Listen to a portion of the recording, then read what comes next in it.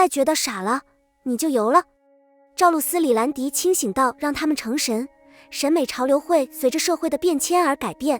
曾经是台湾木偶戏的时代，大众追捧的偶像剧女主角，要么是不懂世故的天真浪漫的小女孩，又或者是一个纯洁善良、没有后宫的小公主。但是现在，比起傻白甜，大家都更喜欢有自己想法，可以掌控自己人生的强者。如果说傻白甜需要别人的呵护才能顺利成长，那么这种自强不息的女主就如同野草一样顽强而灿烂。在大环境向黑莲花审美发展的时候，有一种傻傻的感觉，真的有点傻。虫子剧情缺乏新意，杨超越五官飞来飞去被围观，黑化角色明显更受欢迎。杨超越饰演的虫子很好看，甚至把傻白甜这个词解释得过分了。虫子出生无父，以乞讨为生，形成了活泼无畏的作风。在他生命的前14年里，他显然从未想过改变，通过学习手艺来改善自己的生活。可当2位仙人相继相救，他忽然觉得自己必须去修仙了。人物的目的和动机变化很直白，真的是到了仙境之后，因为觉得饿，所以取名虫子。未经师傅同意，他在别人的池塘里烤鱼。就烤鱼而言，他肯定不太客气。不过第1集给他设定的人设，就算没饭吃，也是另外一个人设。还想给外婆送饼的纯洁善良的人，性格前后矛盾，注定这个角色不讨人喜欢。这几年拜师，师傅不让他学，真是养成了懒惰的气质。愚蠢，但没有吸引力。相比前期，后期的他变黑了，显然更受关注。再加上演技乏善可陈，杨超越被群嘲也就不足为奇了。赵露思靠星光灿烂，口碑复出；李兰迪小恶魔吸黑夜，剧本很重要，同为95花，赵露思和李兰迪的选择就更加亮眼了。曾几何时，赵露思也被认为是傻白甜的职业户主。从洛菲菲到陈芊芊，相似的人设让她背上了演技模特的标签。幸运的是，她后来加入了群星璀璨的行列。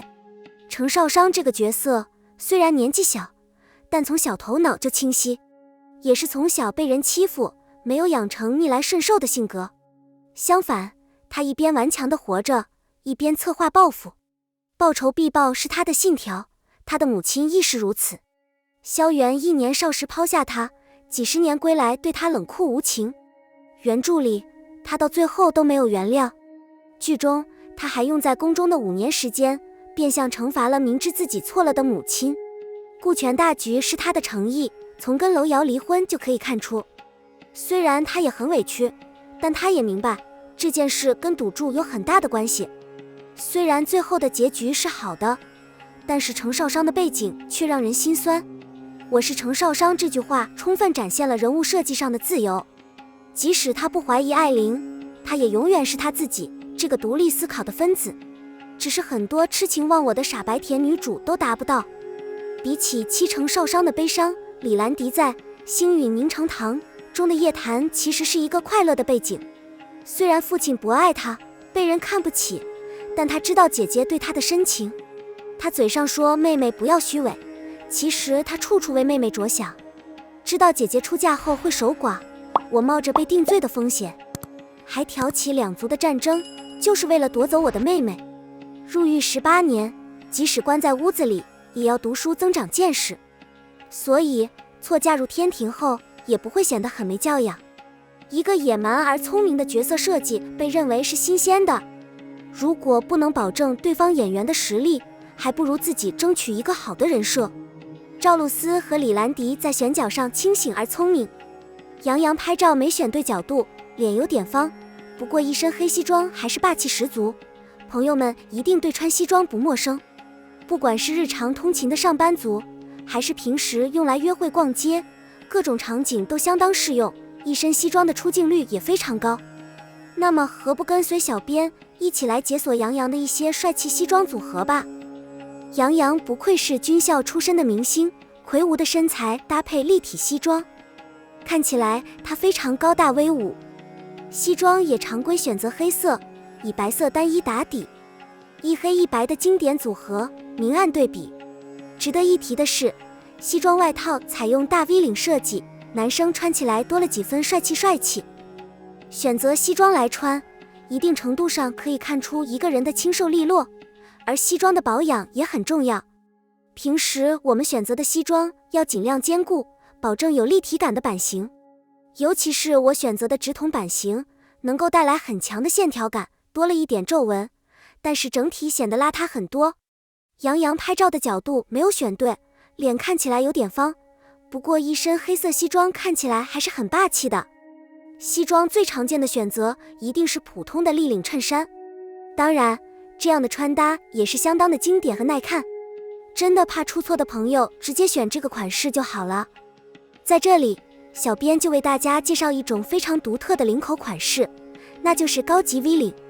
尤其是直接延伸到胸部中线的领口长度，可以完美的展现底层，突出的层次感也很时尚。